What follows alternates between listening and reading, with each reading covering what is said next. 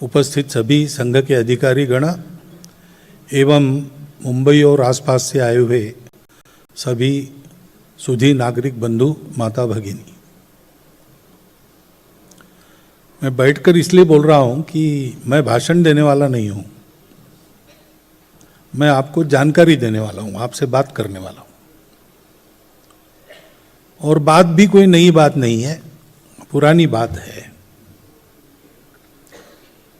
शायद आपने सुनी भी होंगी, परंतु बात ऐसी है कि समझ में आने में देर लगती है। संघ का काम ये एक अनोखा काम है। पूरी दुनिया में ऐसा काम नहीं है। ऐसा हम अपने जानकारी के आधार पर पहले कहते थे, अब तो प्रत्यक्ष अनुभव आ रहा है कि संघ को देखने के लिए देश विदेश के लोग आते, पांचों महाद्वीपों से लोग आते हैं। देश के गतिविधियों के केंद्र में संघ का नाम आता है, इसलिए देखने आते हैं। और पूरा देखने होने के बाद अनेक प्रश्न पूछते हैं। उसमें आखिरी प्रश्न सबका एक समान प्रश्न होता है, चाहे वो अफ्रीका हो, यूरोप हो, अमेरिका हो, दक्षिण पूर्व एशिया हो, मध्य पूर्व मिडिल ईस्ट हो। वो कहते हैं कि हमारे जवान पीढ़ी में ऐसा कुछ करने की हमारी इच्छा है, तो ये पद्धति आप हमको सिखा सकते हैं क्या? तो इसका मतलब जो हम कर रहे हैं उसके लिए दूसरी पद्धति नहीं है, यही पद्धति है। और अपने देश के इतिहास में भी संभवतः तथागत बुद्ध के बाद ऐसा अखिल भारतीय काम नहीं हुआ है। तो इसके लिए कोई कंपेरेबल नोन दूसरा उपलब्ध नहीं है। आदमी किसी बात को जानता है, फ्रॉम नोन टू अननोन जानता है, लेकिन इसके लिए कोई कंपेरेबल दूसरा है ही नहीं। गगनम गगनाकारम सागरम सागरोपमा राम रावणयोर युद्धम राम रावणयोरिव। गगन कैसा है तो गगन जैसा है, उसके जैसा दूसरा एक्सपांस नहीं है। सागर जैसा एक इतनी विशाल वाटर बॉडी दूसरी नहीं है। राम रावण का जो युद्ध हुआ था उसके जैसा वही हुआ। तो इसलिए बहुत बार लोग संघ को, बाकी चल रहे अनेक काम है, अनेक संस्थाएं है, संगठन है, पार्टीज है, बहुत सारा चलता है, उसी के साथ बिठाकर देखना चाहते तो गलतफहमी होती है। और संघ को ऊपर ऊपर से और दूर से देखेंगे तो भी गलतफहमी होती है, क्योंकि आप हमारे कार्यक्रमों को देखते हैं। कुर्ता पैजामा पहन के मैं यहां आपके सामने बैठा हूं, कल ये वेश बदलकर दूसरा, तो आप मेरे कपड़ों को जानेंगे। आदमी को जानना है तो थोड़ा और अंदर जाके विचार करना पड़ेगा। ऐसे संघ के स्वयंसेवक रूट मार्च करते हैं, संचलन करते हैं, लेकिन संघ पैरामिलिट्री ऑर्गेनाइजेशन नहीं है। संघ के स्वयंसेवक लाठी काठी सीखते हैं, लेकिन संघ कोई अखिल भारतीय अखाड़ा नहीं है। संघ में भारतीय रागदारी के आधार पर घोष की धुनें बजती है, व्यक्तिगत गीत होते हैं, सांघिक गीत होते हैं, लेकिन संघ कोई अखिल भारतीय संगीत शाला नहीं है। संघ के स्वयंसेवक राजनीति में भी है, लेकिन संघ पॉलिटिकल पार्टी नहीं है। कई बातें ऊपर से देखेंगे तो गलतफहमी होगी। और इसलिए संघ को जानना है तो संघ का अनुभव लेना है, संघ को आकर अंदर से देखना है। चीनी कैसे है, इस पर व्याख्यानमाला हो सकती है, प्रश्नोत्तर भी हो सकते हैं, लेकिन एक चम्मच चीनी खा लेंगे तो इस सब की आवश्यकता ही नहीं है। परंतु ऐसा कुछ खाना है तो कम से कम वो ठीक है, उसकी परीक्षा करने में कोई खतरा नहीं है, इतना तो पता होना चाहिए। इसलिए फिर एक बार 100 साल के बाद हम आपको बता रहे हैं कि संघ क्या है। क्योंकि संघ का जो काम है वो संघ के लिए नहीं है, वो पूरे देश के लिए है, भारतवर्ष के लिए। संघ क्या है जानना है तो पहले संघ क्या नहीं है ये जानना चाहिए। संघ किसी दूसरे संगठन की कंपटीशन में निकला नहीं और नहीं है। संघ किसी एक विशिष्ट परिस्थिति की रिएक्शन में, प्रतिक्रिया में नहीं चला है। संघ किसी के विरोध में नहीं चला है।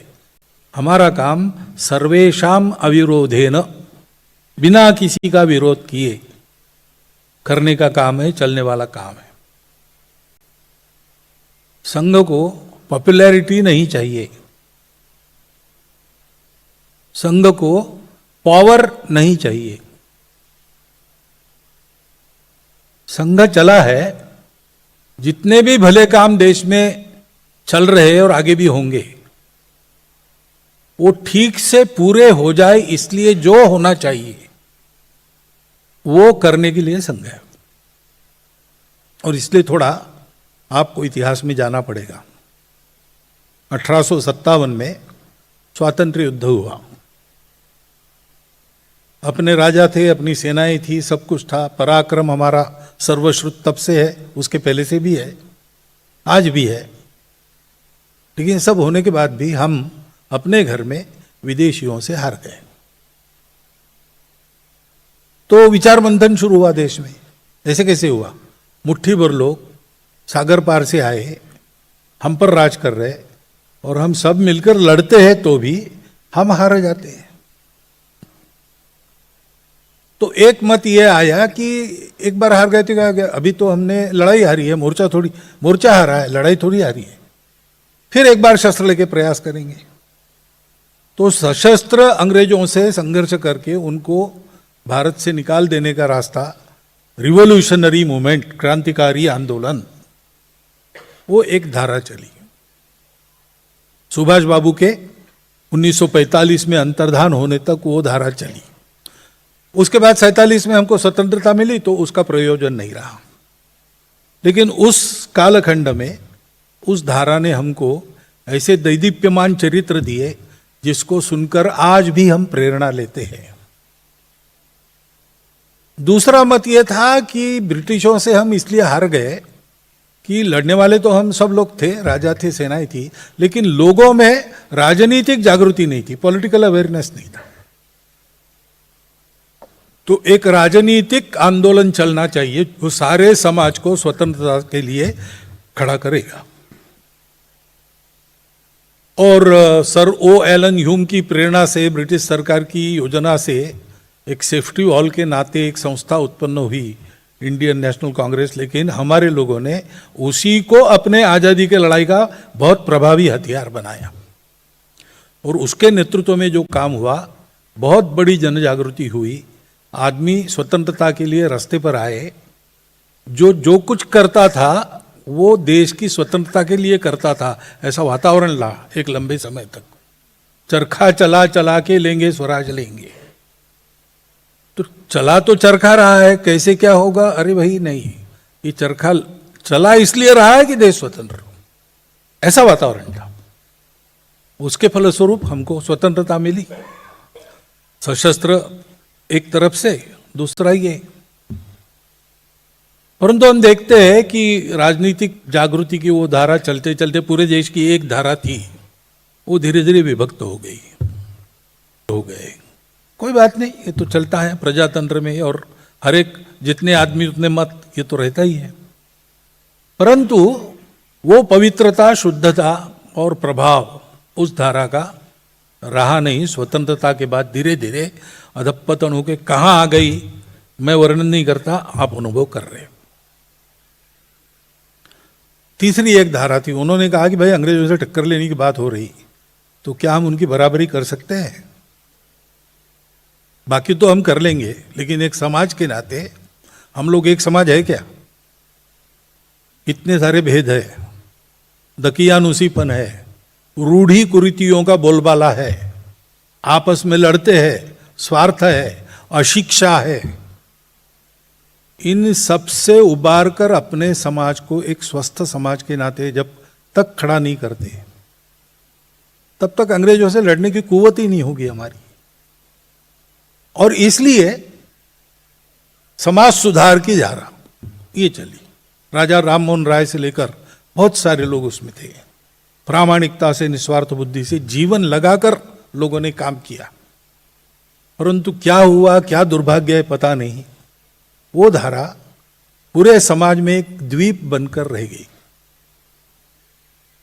हमारे नागपुर के पास वर्धा है, उसके पास एक मंगरूल दत्त नाम का देहात है। वहां कोई 37-38 जातियां रहती थी।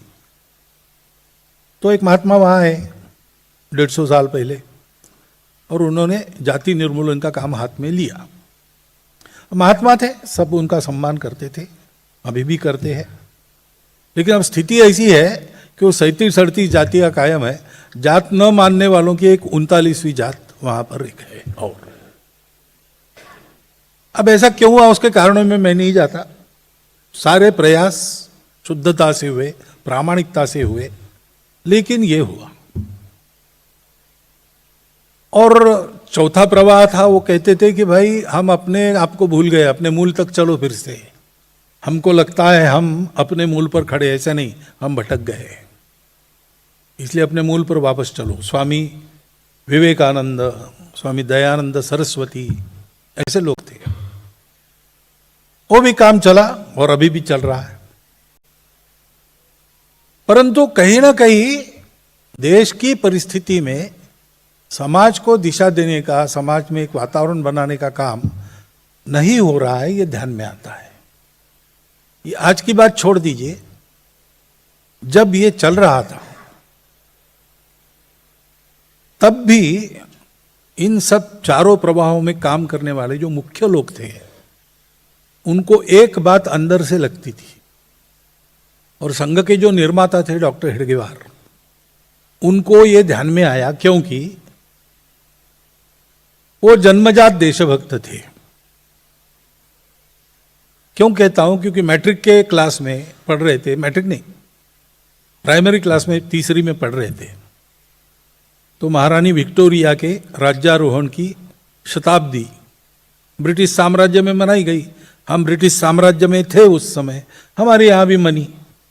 और सरकार के कार्यक्रम सरकारी स्कूलों में तो होने ही है, तो इनके भी स्कूल में म्यूनसिपालिटी के वो कार्यक्रम हुआ और मिठाई बांटी गई। तो मिठाई इन्होंने कूड़ेदान में फेंक दी। तो शिक्षकों ने पूछा, यार मिठाई नहीं खा रहा है तो फेंक दी। तो उन्होंने कहा मिठाई कहाँ है? हमको गुलाम बनाने वालों के रानी का राज्यारोहण हमारे लिए उत्सव का दिन नहीं है, ये शोक दिवस है। और उस समय जो मिठाई मिलती है वो हमारे लिए जहर है। प्राइमरी स्कूल में पढ़ते समय ये उत्तर उनके मुख से आया, ऐसे वो थे। और इसलिए थोड़े ही दिन बाद, 13 साल के थे तब, माता पिता दोनों एक ही दिन 1 घंटे के अंतर से मृत्यु को प्राप्त हो गए। प्लेग चल रहा था नागपुर में, और प्लेग के रोगियों की सेवा ये लोग करते थे। तो उनको भी प्लेग हो गया, दोनों को हो गया, और 1 घंटे के अंतर में दोनों की मृत्यु हो गई। तो लगभग अनाथ से हो गए। बड़े भाई थे, घर था, पूछते ही नहीं, लेकिन कमाई नहीं थी, क्योंकि बड़े भाई पहलवानी ज्यादा करते थे। मझले भैया पढ़ाई के लिए दूसरी जगह गए। तो बहुत कठिन परिस्थिति में, क्योंकि वैसे भी लोअर मिडिल क्लास परिवार था, पिताजी पौरोहित्य करते थे, अब वो भी चले गए। तो कभी रास्ते के लाइट के नीचे पढ़ाई करके, ऐसा सब भूखा रह के चलना पड़ा उनको। लेकिन 2 बातें उनकी नहीं छूटी। एक तो अपने पढ़ाई में हमेशा फर्स्ट क्लास में आना, पहले 10 में आना क्लास में, और दूसरा देश के लिए जो कुछ चल रहा हो, इन चारों प्रवाहों के काम, उसमें सक्रिय सहभाग लेना। यह उनके जीवन का स्थायी भाव। और इसलिए जब वंदे मातरम आंदोलन शुरू हुआ, तो नागपुर के विद्यालयों में वंदे मातरम आंदोलन ऑर्गेनाइज करने वालों में ये थे। तो स्कूल का इंस्पेक्टर आता था, स्कूल में जाता था, तो क्लास में उसका स्वागत होता था, वंदे मातरम। तो फिर गुस्सा हो गए साहब, गोरे साहब थे, उन्होंने रिपोर्ट किया। पुलिस ने सारे स्कूल बंद कर दिए और चला कौन है इसके पीछे, तहकीकात चली। 4 महीने हो गए, लेकिन कोई नहीं मिला। इतने कुशल संयोजक थे। 4 महीने के बाद सारे गार्डियंस वगैरह सब एकत्र आ गए कि भाई बच्चों की पढ़ाई का नुकसान नहीं होना चाहिए। करने वाले तो करके गए, सब भुगत रहे। तो एक नॉमिनल अपॉलॉजी इस नाते ऐसा तय हुआ कि प्रत्येक छात्र आएगा, क्लास में जाते नहीं के पहले गेट पर मास्टर साहब पूछेंगे उसको, गलती हो गई ना तो मुंडी हिलाना अथवा हाँ कहना, तो क्लास में प्रवेश। विद्यालय शुरू हो गए। लेकिन 2 विद्यार्थी नागपुर में थे, उन्होंने ये भी करने से इनकार कर दिया। उन्होंने कहा कि हमारी मातृभूमि का वंदन करना, उसकी जय कहना ये अपराध है, इसको तो हम सपने में भी कबूल नहीं करेंगे, तो ये नॉमिनल अपॉलॉजी भी हम नहीं देंगे। और इसलिए वो रस्ट्रिकेट हो गए। उसमें एक केशव हेडगेवार थे। ऐसे छात्रों के लिए राष्ट्रीय विद्यालय उस समय चलाए गए थे, उसमें गए यवतमाल नाम के स्थान पर। अंग्रेजों ने वो भी बंद कर दिया, तो प्राइवेटली परीक्षा देकर और वो फर्स्ट क्लास में मैट्रिक पास हुए। ये उनमें जो चिंगारी थी उसको देखकर नागपुर के नेताओं ने चंदा जमा करके, क्योंकि इनकी तो परिस्थिति थी नहीं, प्रवास का खर्चा यानी आने जाने का खर्चा और फीस जुटा के उनको कलकत्ते भेजा, डॉक्टरी पढ़ो। लेकिन डॉक्टरी पढ़ने का बहाना, वहां देश भर के क्रांतिकारियों की कोऑर्डिनेशन कमेटी थी, अनुशीलन समिति। तो इनको काम दिया गया कि डॉक्टरी पढ़ते पढ़ते उनसे कांटेक्ट करो और देश के इस पश्चिम भाग में क्रांति कार्य का प्रारंभ। तो दोनों काम उन्होंने अच्छे किए। 4 साल मेडिकल की पढ़ाई की। हालत खस्ता जी, पैसा पास में नहीं था, तो 2 दोस्त रहते थे लॉज में, उनके बीच की जगह, 2 कॉट्स के बीच की जगह, उस पर अपनी दरी डालकर उस पर सोते थे। और वो 3-4 दोस्त थे, इधर विदर्भ से वहां पढ़ने के लिए गए। उनके भोजन का डिब्बा आता था, तो 4 में ये 5वां एडजस्ट हो जाता था। ऐसे वो रहे, परंतु मेडिकल भी फर्स्ट क्लास में पास हुए। और क्रांतिकारी वो जो समिति थी, अनुशीलन समिति, उसके कोर कमिटी मेंबर बने। कोड नेम कोकेन ऐसा उनका था। कोकेन चंद्र नाम के कोई व्यक्ति चंद्रनगर में रहते थे, उनका नाम इनको दिया था। और ऐसा भी हुआ कि पुलिस कोकेन चंद्र को पकड़ने चंद्रनगर जाकर उनको पकड़ के ले आई। ये राजनारायण बसु जी का जो चरित्र उन्होंने आत्मचरित्र लिखा है, राजनारायण बसु नहीं, रासबिहारी बसु, उनके चरित्र में ये सब उल्लेख है। तो ऐसे वो थे, पास हो गए। प्रिंसिपल ने कहा भाई बर्मा में एक नौकरी है, उस समय 3000 रुपये महीना वाली। तो उन्होंने कहा कि मैं नहीं करूंगा। तो घर कैसे चलाओगे? तो घर नहीं बसाऊंगा, मैंने प्रतिज्ञा की है इस जीवन में देश के लिए सोचना, अपने बारे में अगले जन्म में सोचेंगे। और इसलिए वापस आए। तब तक तो क्रांतिकारी आंदोलन विफल हो गया था। तो लोकमान्य तिलक जी के नेतृत्व में आंदोलन चल ही रहा था। 1920-21 की बात है, असहयोग। तो उसके प्रचार प्रसार के लिए तो सर्वत्र गए। विदर्भ में गांव गांव जाकर उन्होंने भाषण वगैरह दिए। तो उन पर राजद्रोह का अभियोग चला गया, सेडिशन। अब अंग्रेज सरकार तो न्याय तो यही करने वाली थी, इनको जेल में डालना है। तो पैरवी करने वाले नागपुर के नामी वकील थे इनके, उन्होंने कहा कि अंग्रेज सरकार ये न्याय नहीं कर रही, इसलिए निषेध के लिए हम पैरवी नहीं करते। तो इन्होंने अपनी पैरवी की और पैरवी में जो बचाव का भाषण किया उसका प्रारंभ यहां से किया कि कोई इंटरनेशनल लॉ ऐसा है क्या? इंटरनेशनल मान्यता तो ये है कि स्वतंत्रता हर एक व्यक्ति का अधिकार है। तो कोई लॉ ऐसा है क्या कि जिसके तहत अंग्रेज इंग्लैंड से आकर हम पर राज कर रहे हैं?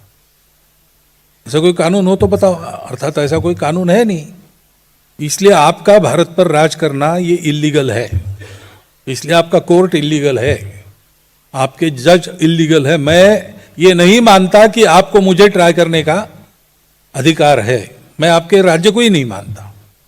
मैंने लोगों को ये बताया स्वतंत्रता उनका मूलभूत अधिकार है और उसको प्राप्त कैसे करते हैं उसकी तरीके बताए हैं, इसमें कोई गुनाह नहीं है। तो उनको 1 वर्ष सश्रम कारावास की सजा हुई और न्यायाधीश ने जजमेंट में रिमार्क लिखा कि इनके बचाव का भाषण, इनके जिन भाषणों के कारण इन पर आरोप लगा उससे ज्यादा सेडिशियस है, ज्यादा राजद्रोही है। ऐसे वो थे। और इसलिए ये सब काम करते समय लोकमान्य तिलक जी, महात्मा जी, सुभाष बाबू, डॉक्टर अंबेडकर साहब, ऐसे सब लोगों से, भगत सिंह क्रांतिकारी के थे तो इन सबसे चर्चा हुई। तो उनको ध्यान में, उनका भी अनुभव था, अध्ययन था, चिंतन था, सब कार्यों में प्रामाणिकता से, निस्वार्थ बुद्धि से काम करके देखा था। तो उनको ध्यान में आया कि जो मुझे लगता है वही बात सबके मन के अंदर है, कि हमने अपना अपना इशू चुनकर उसमें अपना पूरी शक्ति लगाई, जीवन लगाया, तो इशू कभी ना कभी रिजॉल्व होने वाला है, परंतु फिर से खड़ा नहीं होगा इसकी क्या गारंटी है। अंग्रेज कोई पहले आक्रामक नहीं थे, उनका नंबर 7वां 8वां है। सिकंदर के पहले से चला है, पश्चिम की दिशा से भारत पर आक्रमण, भारत का गुलाम होना, फिर स्वतंत्र होना, फिर गुलाम होना। मुट्ठी भर लोग दूर दूर से आते हैं, किसी मामले में हमसे श्रेष्ठ नहीं, और हम उनसे मात खाते हैं। ये बार बार हुआ है, तो और एक बार हम स्वतंत्र तो हो जाएंगे, लेकिन फिर से गुलामी नहीं आएगी, इसकी गारंटी क्या है। अपने समाज में कुछ कमियां हैं। पहली बात, हम अपनी एकता को भूल गए। दूसरी बात, हम स्वार्थी बन गए और गुणहीन बन गए। अनुशासन नहीं, स्वच्छता नहीं, दारिद्र्य है, अज्ञान है। इन सबको ठीक किए बिना, इस समाज को एक स्वस्थ संगठित समाज बनाए बिना ये बार बार होना रुकेगा नहीं। हमारा तो समय लग गया एक काम में, अब हमारे पास समय नहीं, लेकिन किसी को इस काम को करना चाहिए। तो डॉक्टर हेडगेवार ने सोचा कि अगर ऐसा है तो मैं प्रयोग करता हूं। उन्होंने 8-10 साल प्रयोग किए कि ये अपना जो विविधताओं से भरा हुआ समाज है उसको एकता के सूत्र में कैसे बांध सकते हैं और उसमें गुण कैसे भर सकते हैं। एकता और गुणवत्ता वाला संगठित समाज, स्वस्थ समाज कैसे खड़ा करना, इसके प्रयोग किए। और जब उनको वो सूत्र, वो पद्धति मिल गई, तो उन्होंने विजयादशमी 1925 के दिन सुबह अपने घर में बैठक बुलाई। तो उनके साथी थे, सामान्यतः ये 4 प्रकार से जो काम चल रहे थे सारे लोग उसमें ही थे। तो जो बचे खुचे थे वही इनके पास आए। तो उनको उन्होंने कहा कि आज से अपना, जैसी चर्चा हो रही थी, सबका मन बन गया था कि आज से अपना ये संपूर्ण हिंदू समाज का संगठन करने वाला संघ हम प्रारंभ हो रहा है। बाद में लोगों ने आके पूछा अब करना क्या है, तो उन्होंने कहा किसने तय किया है, बैठो सब मिल के बात करो, तय करो। आगे 14 साल इनको सब पता था, इनका प्रयोग सफल हो चुका था, लेकिन डिक्टेट किए बिना चर्चा में से ये बातें उन्होंने पहुंचाई, नए कार्यकर्ताओं के हाथ में दी। उन्होंने उसके आधार पर काम करके देखा और संघ स्थापना 1925 में हुई। संघ की कार्य पद्धति 1939 में पक्की हो गई।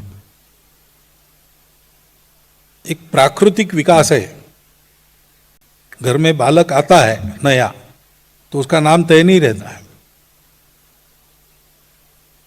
पश्चिम के देशों में हॉस्पिटल में पहले नाम देना पड़ता है, तो बर्थ सर्टिफिकेट ही नहीं मिलता। अपने यहाँ ऐसा नहीं है, कम से कम 12 दिन रुकना पड़ता है। तो ऐसे ही हुआ, संघ का नाम निश्चित, संघ स्थापन हुआ तब संघ का नाम नहीं था, कॉन्स्टिट्यूशन नहीं थी, समिति नहीं थी। डॉक्टर हेडगेवार ने संघ स्थापन किया, वो पहले सरसंघ चालक है, लेकिन वो सरसंघ चालक डिक्लेयर हुए 29 में, 4 साल बाद।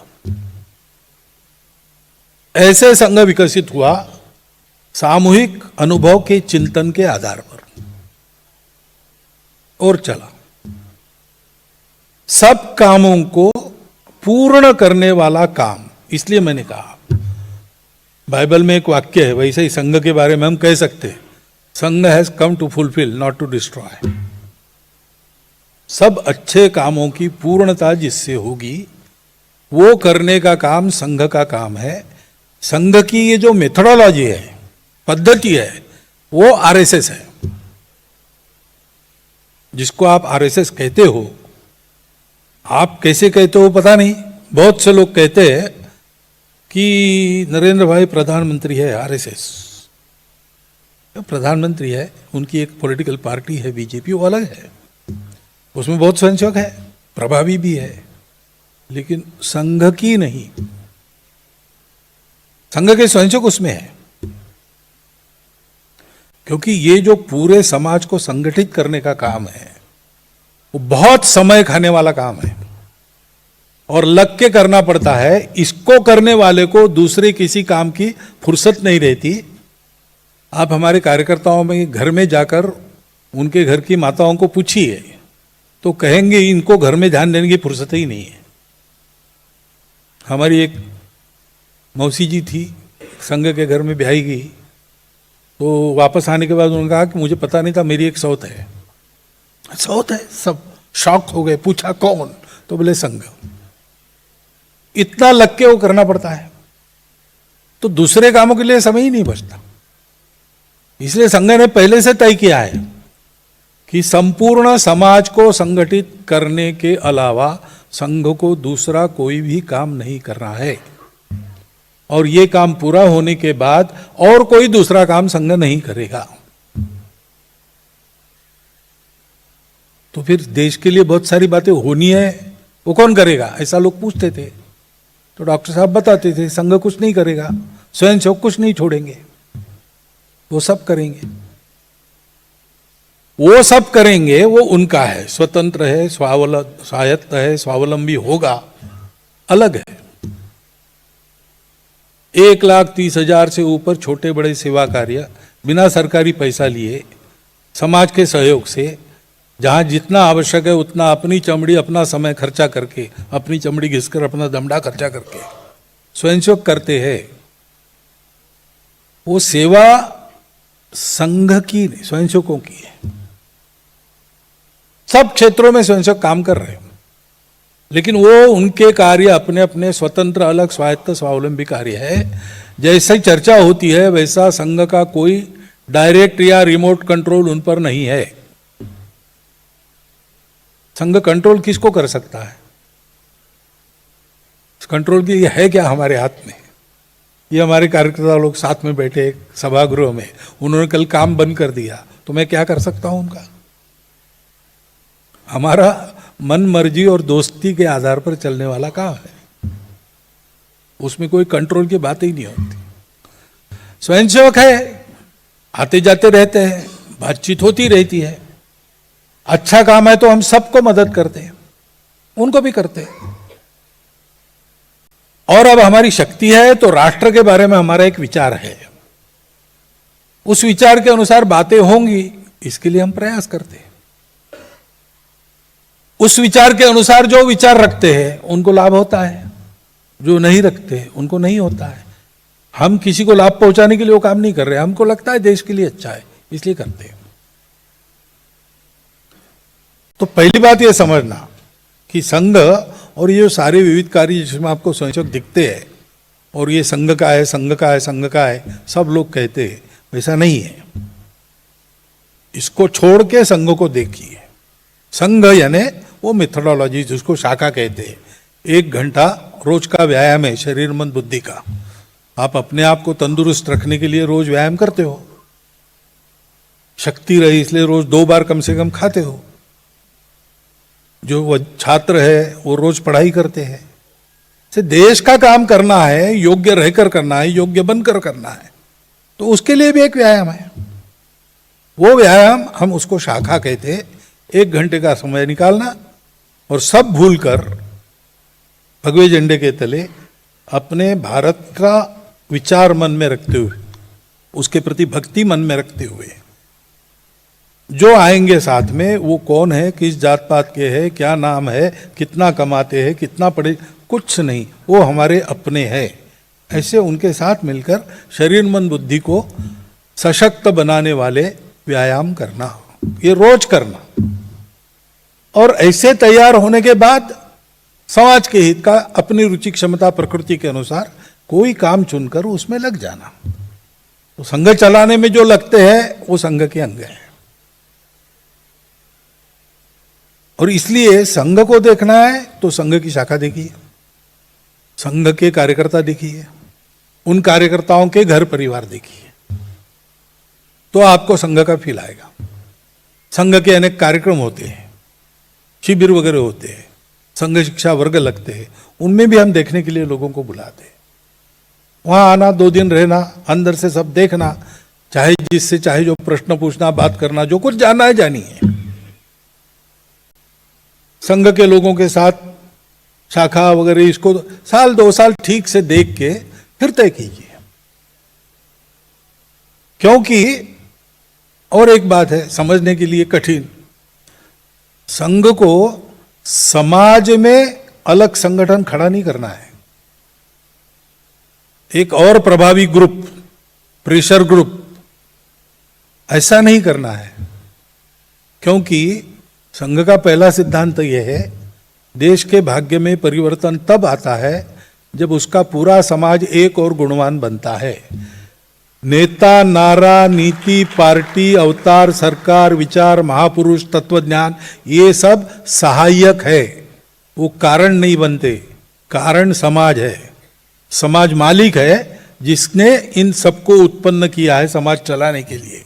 मालिक जागेगा नहीं तो नौकर क्या क्या करेंगे कौन बता सकता है। और मालिक जागता रहेगा तो सब अपना अपना काम ठीक करेंगे। और इसलिए भाग्य का परिवर्तन देश के समाज के कारण होता है।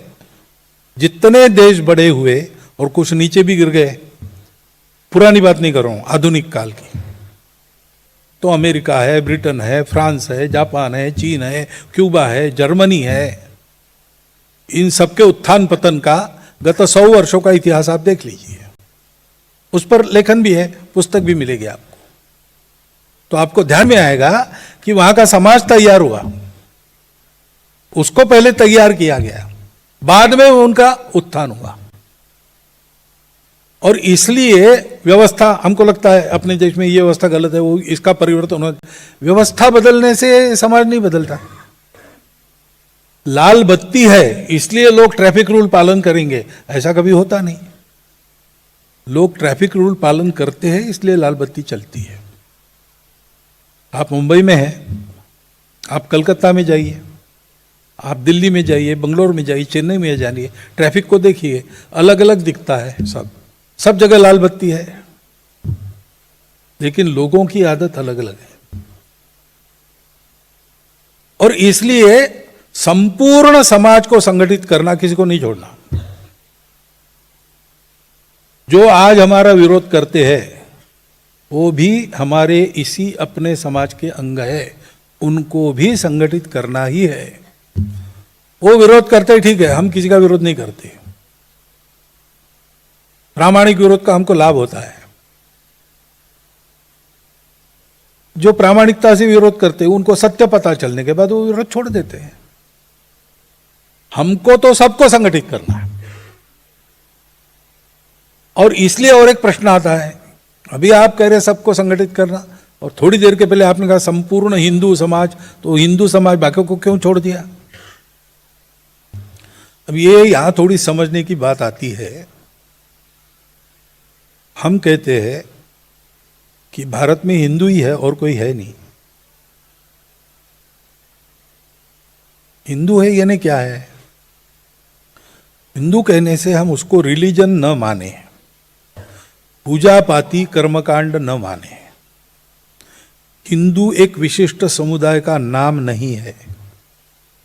हिंदू ये नाउन नहीं है, संज्ञा नहीं है। हिंदू एडजेक्टिव है, विशेषण है। हिंदू शब्द बाहर से आया, ठीक है, रामायण महाभारत में नहीं, वेदों में नहीं है, बाहर से आया। कहते हैं कि भाई पारसी लोगों ने, ईरान के लोगों ने हमको हिंदू कहा, तो ईरान का इसराइल से अच्छा व्यापार चलता था उन दिनों में, तो यहूदी लोगों को पता चला।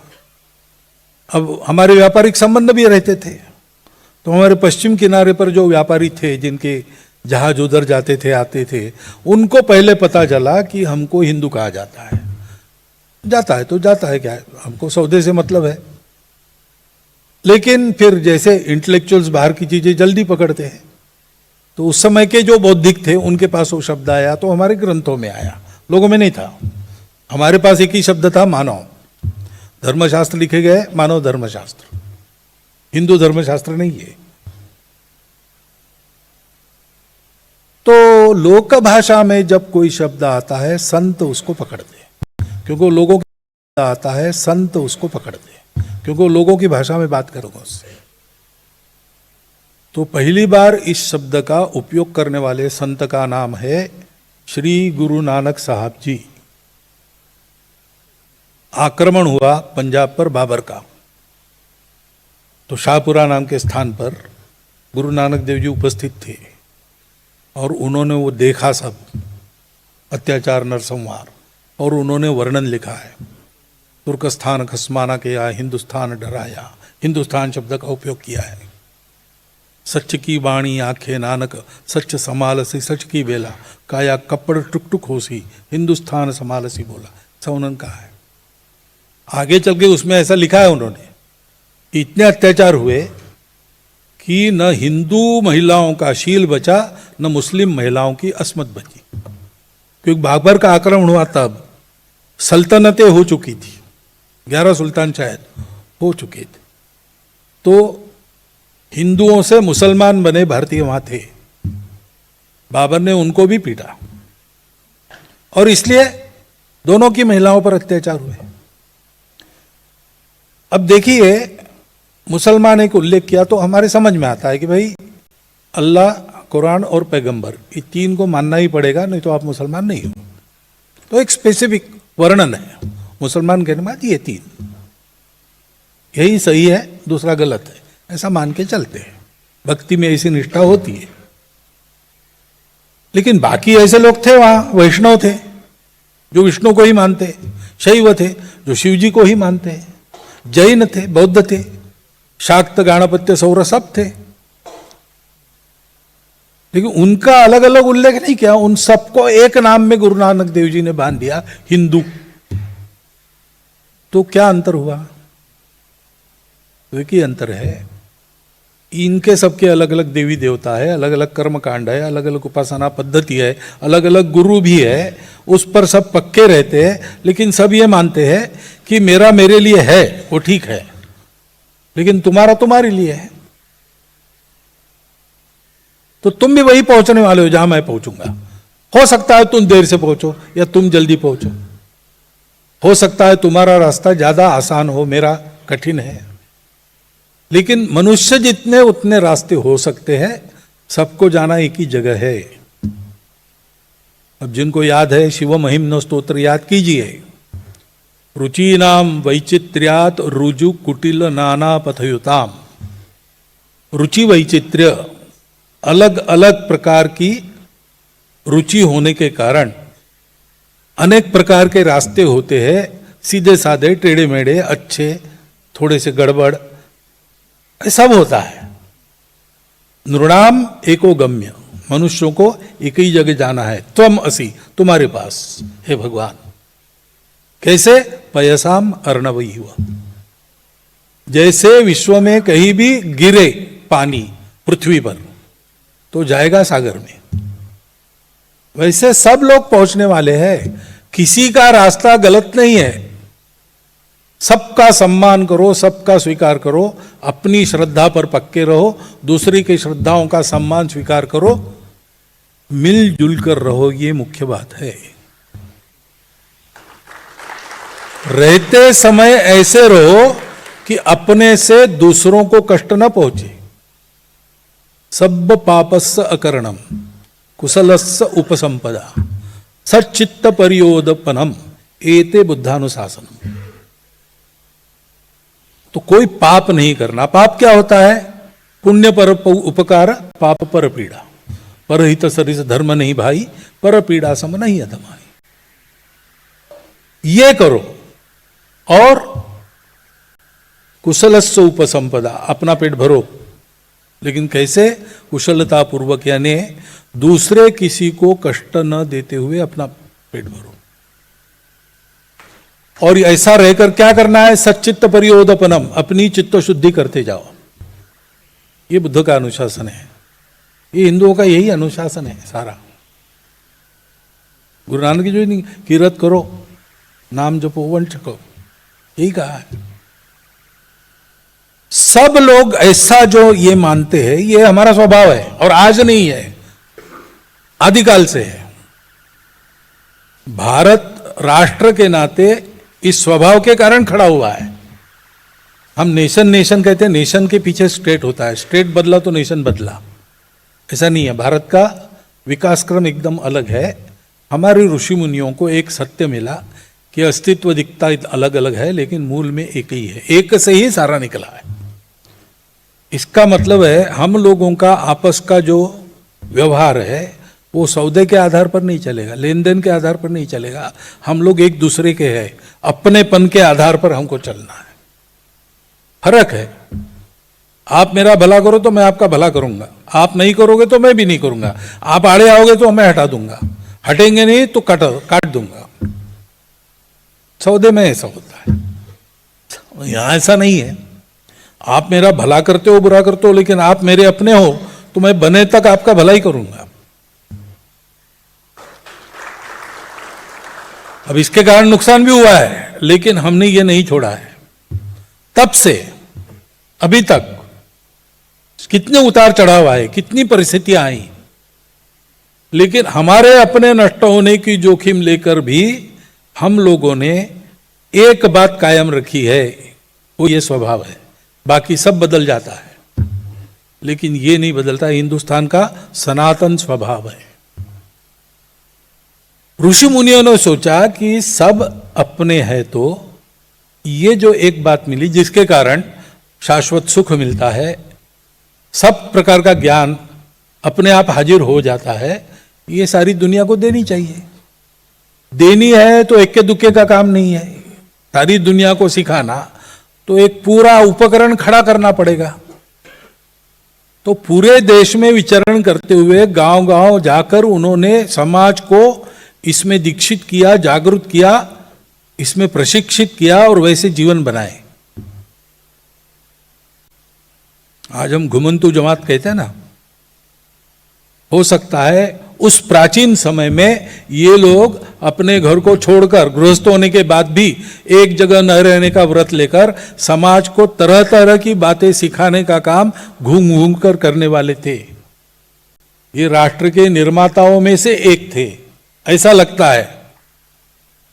और थे इसलिए विदेशी आक्रमकों के सामने कभी उन्होंने हार नहीं मानी, लड़ते रहे, इसका फल आज भुगत रहे हो, इस स्थिति में पहुंचे। लेकिन उन्होंने वो व्रत नहीं छोड़ा है।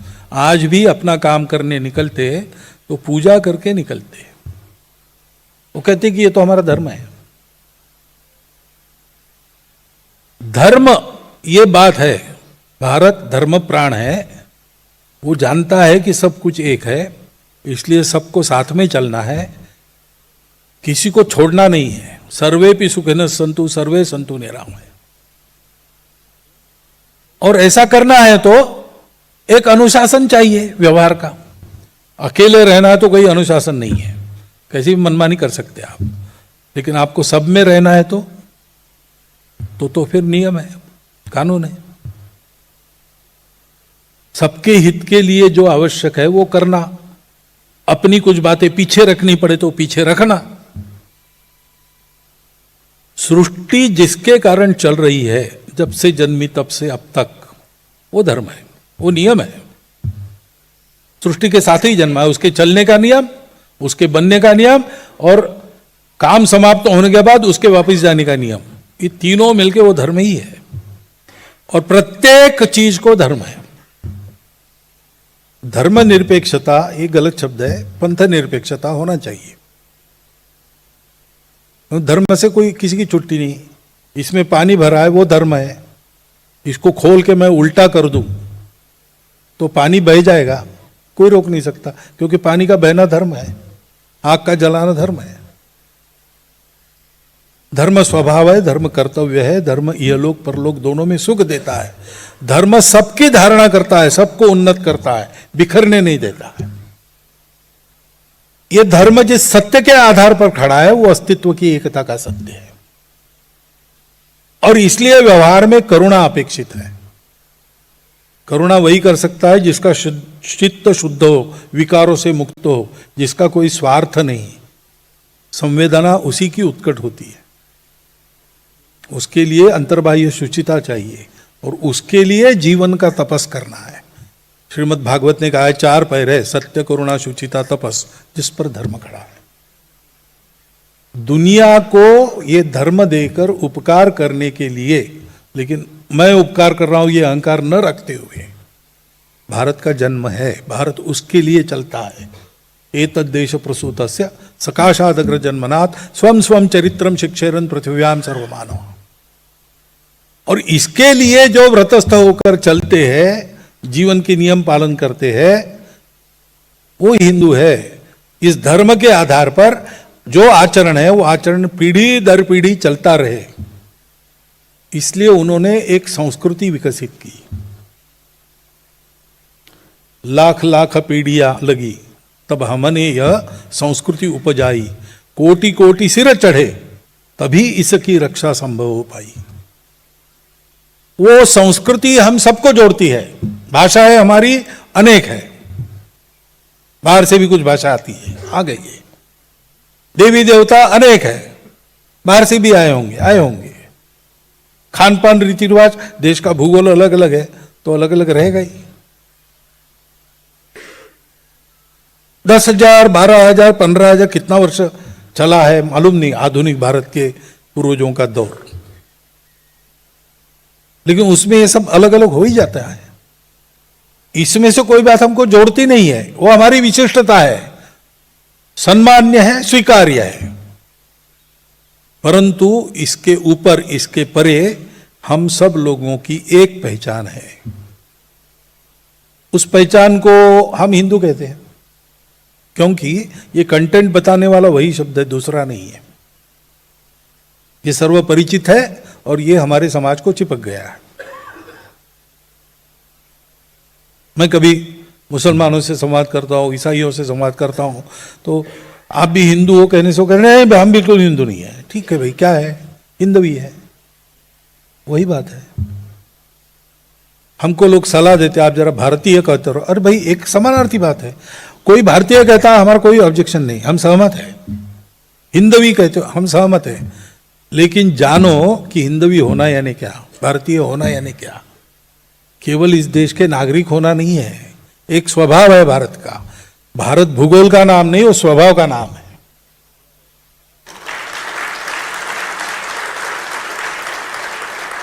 ये जोड़ने वाला स्वभाव हमारा फिर से खड़ा करना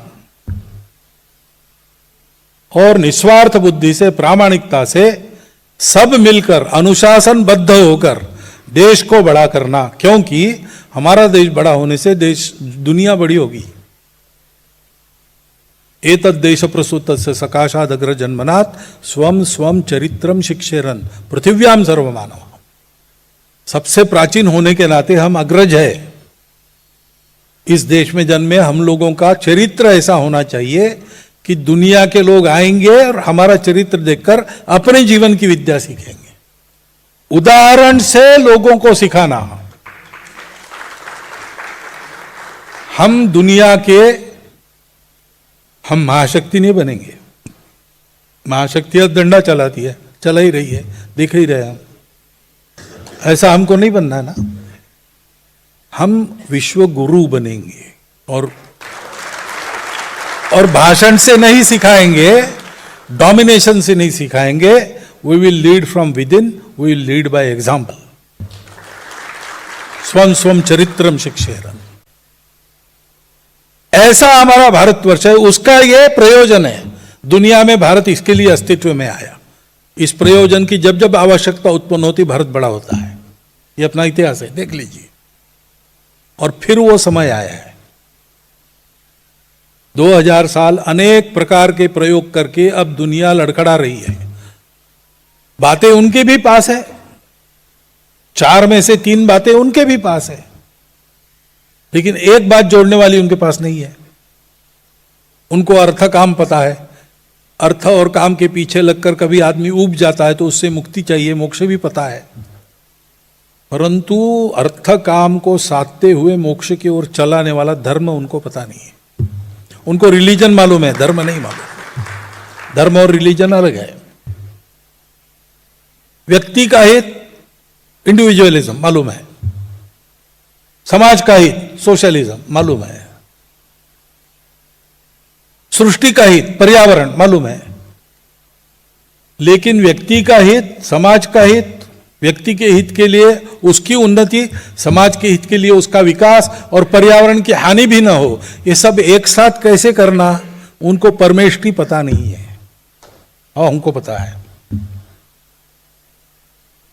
ये जो जोड़ने वाली बात है, उसके आधार पर अपने राष्ट्र का वैभव संपन्न, सामर्थ्य संपन्न और सर्वहितकारी स्वरूप खड़ा करना, तो विश्व को आज की समस्याओं का उत्तर पूरा मिलेगा, अधूरी रही दुनिया पूर्ण हो जाएगी। ये हमारा ईश्वर प्रदत्त कर्तव्य है, उसके लिए देश को बड़ा करना है। अंग्रेजों को भगाने के लिए अंग्रेजों को भगाना तो पड़ेगा, पारतंत्र में कुछ नहीं होता, स्वतंत्र होना ही पड़ेगा। लेकिन हम स्वाधीन हो गए, स्वतंत्र होने के लिए समझना पड़ेगा हमारा स्व क्या है, वो स्व हमको जोड़ता है। इसलिए हम कहते हैं संपूर्ण हिंदू समाज का संगठन, क्योंकि आप अपने आप को कुछ भी कहो, आप अगर भारत के हो तो ये स्वभाव आप में है, आप चाहे न चाहे, आप जाने न जाने, ये आपका स्वभाव है। भारत के मुसलमान, भारत के ईसाई बाकी दुनिया के ईसाई मुसलमानों जैसे नहीं है, उनका अलगपन कहां से आया, वो भारत का है। आज भी इस सबके प्रभाव सबके जीवन में है, स्वीकार्य है, बल्कि वो विशेषता बन जाती है।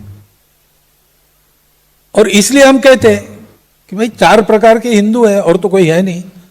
एक है गर्व से कहो हम हिंदू है, दूसरा है हम हिंदू भाई और रहेंगे हिंदू, गर्व क्या करना, लोग होते ही है, हम भी है, रहेंगे। तीसरा है जोर से मत बोलो हम हिंदू है, घर में आकर पूछो तो बताएंगे, बाहर नहीं बोलेंगे, कुछ कारण है उनके अपने। और चौथा है कि जो भूल गए हैं,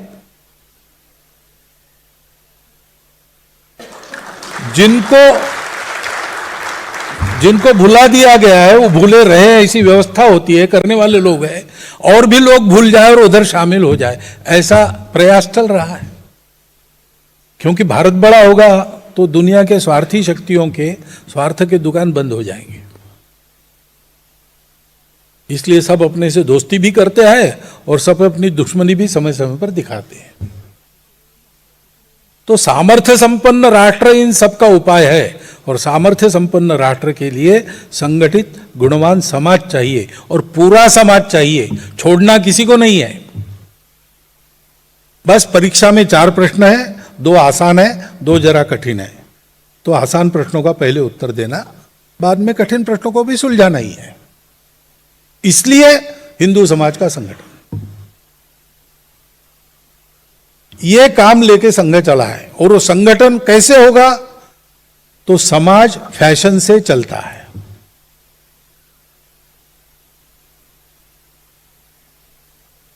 सिनेमा में सलमान खान जी क्या पहनते हैं, कॉलेज विद्यार्थी वैसा पहनते हैं। अरे भाई क्यों पहन रहे, नहीं उन्होंने पहना इसलिए, और उन्होंने क्यों पहना मालूम नहीं। सभी बातों में ऐसा, अच्छी बात बुरी बात सभी बातों में ऐसा फैशन से चलता है। और फैशन उत्पन्न करने वाले लोग होते हैं वो समाज के विश्वास पात्र, श्रेष्ठ, कीर्तिमान ऐसे लोग होते हैं, जिनको अपनी भाषा में कहते हैं महाजन या श्रेष्ठ। गीता में यद्यदाचरति श्रेष्ठ तत्तदेवेतरो जनः महाजनो यनगत सपंथा। सामान्य आदमी इतना विचार नहीं करता, पचड़े में नहीं पड़ता। जिन पर उनका विश्वास है, जो उनको अच्छे लगते हैं, ऐसा होना चाहिए, ऐसा जिनके बारे में लगता है, वो जो करते वो करते। आदर्श बहुत है हमारे यहाँ, उसकी कमी नहीं है। लेकिन एक अंग्रेजी वाक्य है, ideals are like stars which we can never reach but we can plot our chart according to them. हम शिवाजी हो नहीं सकते, लेकिन शिवाजी महाराज के नक्शे कदम पर चल सकते हैं। लेकिन जब वो नक्शा जब उजागर हो जाता है शिवाजी महाराज के चरित्र के प्रकाश में, तो उसमें कांटे हैं, सब आसान नहीं है। तो सामान्य आदमी हिम्मत नहीं करता, वो कहते हम जयंती पुण्यतिथि करेंगे, जय जयकार करेंगे, सब करेंगे, उनके जैसा नहीं होंगे। शिवाजी महाराज पैदा होने चाहिए, मेरी इच्छा है, मेरे घर में ना हो, बस इतना ही है। और इसलिए जब कोई दिखता है अपने जैसा, थोड़ा 2 कदम आगे है, वो चल रहा है उस पर, तो मनुष्य का स्वाभाविक झुकाव तो अच्छाई की तरफ है, तो वो उनके पीछे ही, उनके साथ जाता है। समाज को हर गांव में, हर मोहल्ले में ऐसे उदाहरण चाहिए, उसके जैसे, उसमें रहने वाले, अलौकिक गुणों के धनी होने के बाद भी अलौकिक न दिखने वाले, चारित्र्य संपन्न, निस्वार्थ बुद्धि के प्रामाणिक लोग जो सारे समाज से जीवंत संपर्क रखते हैं, आना जाना रखते हैं, सुख दुख में भागदौड़ करते हैं, समाज विश्वास है करता समूह खड़ा हो।